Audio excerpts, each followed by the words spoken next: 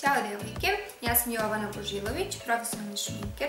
U današnjem tutorialu pokazat ću vam kako da od nekog vašeg ruža koji nije dugotrajan učinite da postane i da budete bez brige kada ste negde, da ne trčite non stop da ga popravljate. Ostanite uz nas i saznajte kako se ovo radi. Za ovo će vam biti potreban ruž i olovka u istoj nijansi. Ja koristim ove na ljubičasto. Prvo ćemo uokviriti usne i popuniti ih ovom olovkom.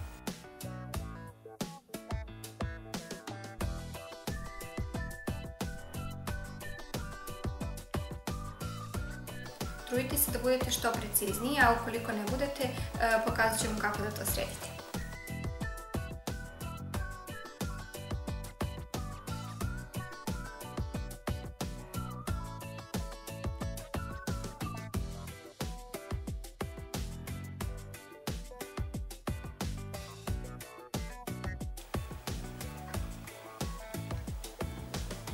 Ukoliko ste koristili kremastu olovku, ono što treba da uradite je da uzmete maramicu i poljubite je.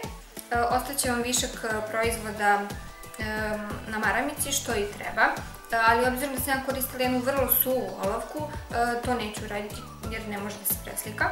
Zatim uzimamo ruž u nijansi koju želimo i stavljamo ga na preko.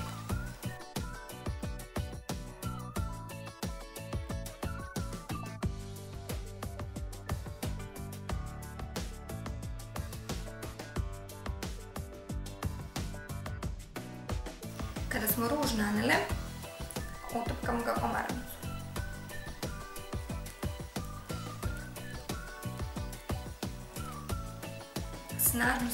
Snažno, kako bi najviše proizvoda ostalo na maramici, a ono što ostane na usnama da uđe u usne i u njene pore i samim tim da se trajnost karmina produži.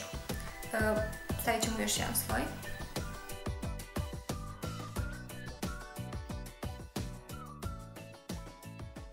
Zatim ponovo o maramicu. Evo ga ovde. A ovo što je ostalo na usnama duže će trajati. Postupak možete ponoviti koliko god puta želite, mislim sve zavisi od vas. Ja sam sad uradila 2 puta i mislim da je to sasvim dovoljno. Ovo će biti veoma teško da se skine, ali to je ono što mi želimo, da kada negde odemo nosimo naš ruž satima, da popijemo nešto, da pojedemo i da on bude i dalje tu.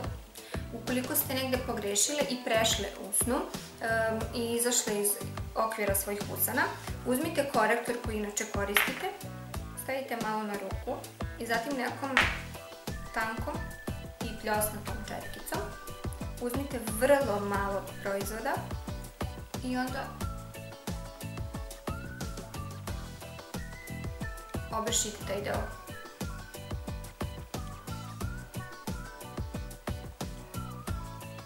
Prstima utopkajte.